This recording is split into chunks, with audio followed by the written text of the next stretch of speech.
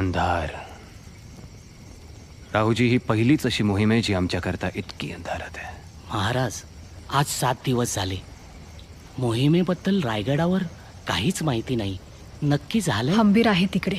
पण तरीही मला वाटतं आणखीन एक 10,000ची तुकडी घेऊन आपण स्वतः निघावं. गरज नाही.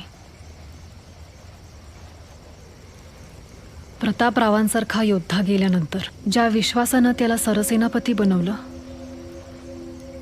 त्याच विश्वासानं या मोहिमेकडे पहा. तो चुकणार नाही.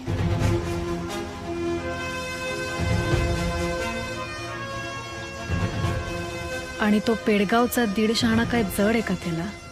हो, जडच आहेत.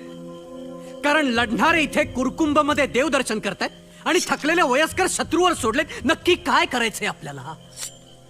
आता जे काही करायचं ते बैरजे आल्यावरच.